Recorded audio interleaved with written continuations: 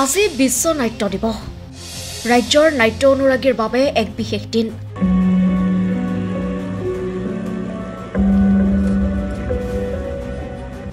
অভিনেতা শিল্পীসকলে উদযাপন কৰিছে নাট্য দিৱস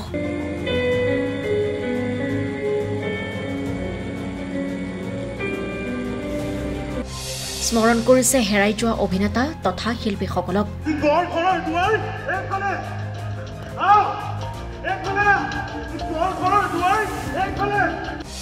বহু প্ৰান্তত উদযাপন কৰা হৈছে নাট্য দিৱস প্ৰতি বছৰে ২৭ মাৰ্চত বিশ্ব নাট্য দিৱস হিচাপে পালন কৰা হয় ভ্ৰাম্যমান থিয়েটাৰ বিশ্বজুৰি উপস্থিত থকা বিভিন্ন কলা সংস্কৃতি আৰু পৰম্পৰাক জনসাধাৰণৰ মাজলৈ লৈ যোৱাৰ এক উত্তম মাধ্যম নাট্যশিল্পীৰ বাবে এই দিৱস অতি বিশেষ কাৰণ আজিৰ দিনটোত তেওঁলোককো সন্মানিত কৰা হয় বহুতে ভ্ৰাম্যমানক কেৱল মনোৰঞ্জন বুলি ভাবে কিন্তু ইয়াৰ সমান্তৰালভাৱে নাট্যৰ জৰিয়তেও ভ্ৰাম্যমানে মানুহক সামাজিক সমস্যাৰ প্ৰতি সচেতন কৰি তোলে আজিৰ দিনটোতে মানুহক কোৱা হয় যে সমাজৰ বিকাশৰ বাবে নাট্যকাৰ কিয় গুৰুত্বপূৰ্ণ বিশ্ব নাট্য দিৱস উপলক্ষে স্নাতকোত্তৰ ছাত্ৰ সন্থা গুৱাহাটী বিশ্ববিদ্যালয়ৰ সহযোগত নাট্য পৰিষদ গুৱাহাটী বিশ্ববিদ্যালয়ৰ নতুন নিবেদন সমান্তৰাল আৰু এমুঠি হালধীয়া যাতনা গুৱাহাটী বিশ্ববিদ্যালয়ৰ চৌহদত উদযাপন কৰা হয় বিশ্ব নাট্য দিৱস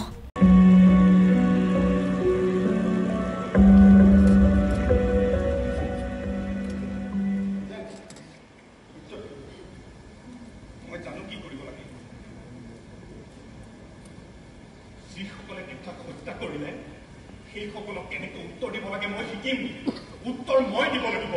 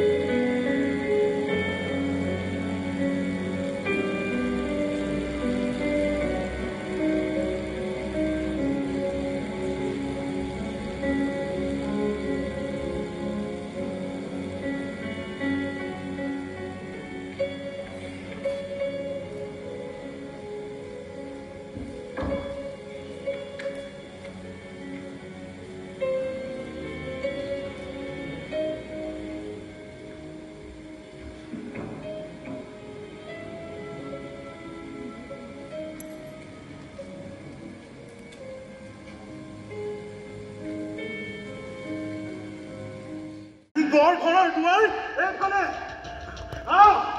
এইফালে ঘৰৰ দুৱাৰ এইফালে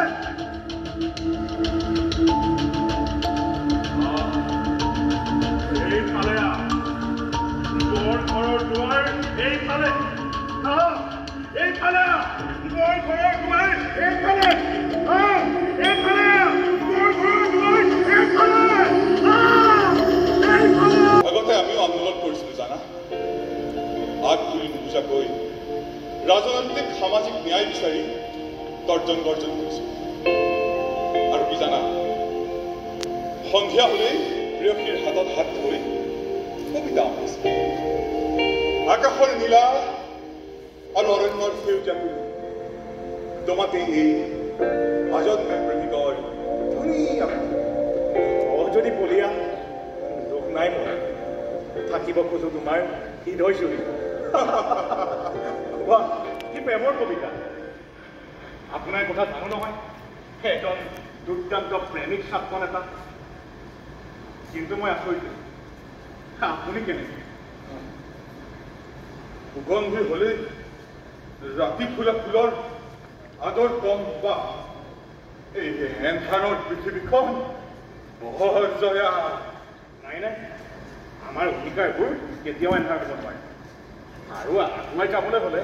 কৰবাত নহয় কৰবাত এন্ধাৰ নেওচিব লাগিব আপুনি কথাবোৰ ইমান পাক লগাকৈ নাভাবিব অলপ চিধাকৈ যাব তেতিয়া মোৰো বুজিবলৈ সহজ হয় মোৰ বৰ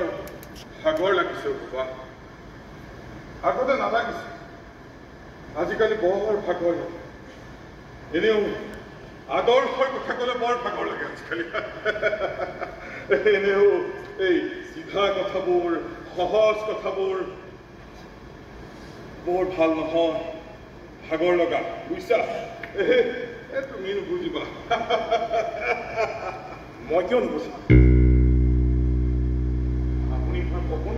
মোৰো আছে কিন্তু আপুনি কৰা কৰ্মৰ পুনৰাবৃত্তিৰ ইচ্ছা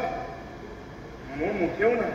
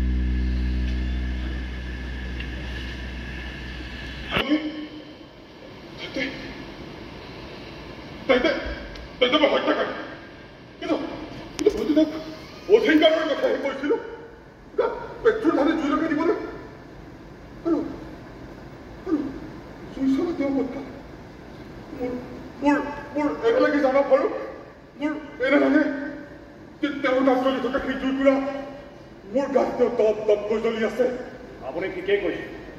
আজিৰ তাৰিখত হত্যাকাৰী আপুনি হয়তো তেওঁৰ মৃত্যুৰ দিনা নাছিল কাৰণ সেইদিনা আপোনাৰ দুচকুত বহুত আপোন আছিল চিৰাত সামৰিক ৰাজনীতিৰ বিষবাস্প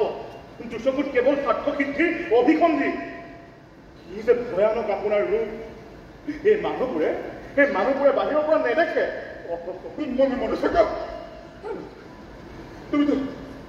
তুমিতো আদৰ্শৰ কথা কৈছিলা তুমি কিয় সলনি হলা মোক আপোনালোকে উশাহ ল'বলৈ সময় দিছিল কি যে বিষাক্ত আছিল সেই সময় তোমাৰ আৰু মোৰ পথ একে নহলেও লক্ষ্যটো বাঢ়ি আছে মইতো এজন সাধাৰণ ছাত্ৰ নেতা আছিলোঁ বিশ্ববিদ্যালয় চৌহদখনে মোৰ চাৰিসীমা আছিল কিন্তু আপুনি ছাত্ৰ নেতাৰ পৰা জননেতা হোৱাৰ সপোন দেখিছিল আৰু শেষত গৈ সেই বিশেষ ৰাজনেতাৰ শৰণাপন্ন হৈছিল কিন্তু জনতাৰ সেৱা কৰাৰ ইচ্ছা থকাটো কি অপৰাধ নেকি এতিয়াও নহয় কিন্তু নিজৰ স্বাৰ্থ সিদ্ধিৰ বাবে আৰোহণ নকৰাকৈ জখলাৰ ওপৰত বহা কথাটো বৰ উদ্বেগজনক তুমি একো কথাই নাজানা মই সকলো জানো কৈছোঁ মই আপোনাৰ নিচিনা হ'ব বিচাৰোঁ কিন্তু মনৰ জাগৰবোৰ গেলি পচি গ'লে গাত দুৰ্গন্ধৰ সৃষ্টি হয় লাগিলে তাৰ গৰাকী ডাষ্টবিনেই হওক নাইবা স্বৰ্ণ পাত্ৰই হওক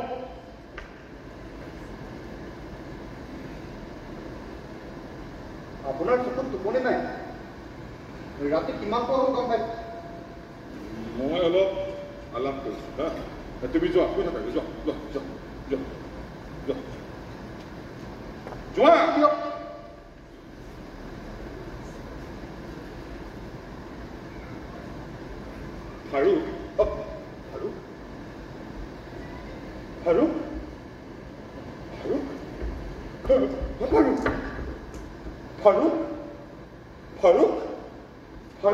ফাৰুক তুমি ক'ত আছা মই ইয়াতে আছো আৰু মোৰ আদৰ্শ একেটাই আপুনি ইয়াত লক্ষ্যবস্তু হৈছে প্ৰসংগ সলনি নকৰিব তুমি কোৱাচোন তেওঁ সঁচাকৈ আত্মহত্যা কৰিছিল নে তেওঁ কোনোবাই হত্যা কৰিছিল আপুনি এতিয়া জানিব কিয় বিচাৰিছে আগতো আপুনি বহু মানুহক মৃত্যুৰ মুখলৈ ঠেলি দিছিল এই ঘটনা কি বিশেষ এই ঘটনা বহুত বিশেষ এই ঘটনা বহুত বেলেগ ফাৰুক এই ঘটনা মোক পৰিয়ালটোৰ পৰা আঁতৰলৈ লৈ গৈছে এই ঘটনাই মোৰ আশে পাশে থকা মানুহবোৰৰ পৰা মোক আঁতৰলৈ লৈ গৈছে মোৰ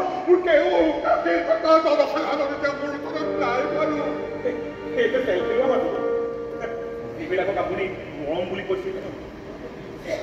কিন্তু সেয়া আচলতে আপোনাৰ ক্ষমতাৰ অংশীদাৰিত্ব লোৱাৰ এক কৌশল আছিল এই মানুহবোৰ চমৎকাৰী মুঠেও নহয় মই বিশ্বাস নকৰোঁ তোমালোকে মোৰ জনপ্ৰিয়তা দেখি ঈৰ্ষা কৰা মই জনসাধাৰণৰ জনপ্ৰিয় নেতা নহয় এতিয়া আপোনাক মানুহে ঘৃণা কৰে এজন দুখীয়া মানুহৰ পুৰা গোন্ধ আপোনাৰ নামৰ লগত সাঙুৰ খাই আছে আপুনি জানিব বিচাৰিছে নহয়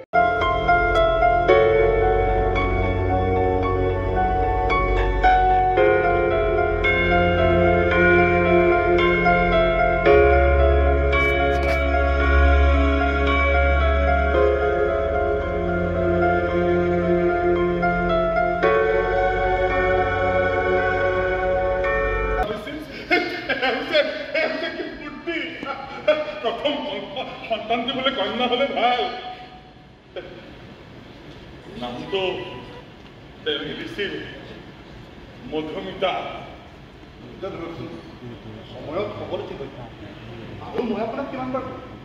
গুণাক ফাৰুক নহয় MMD Focus Update, Guwahati.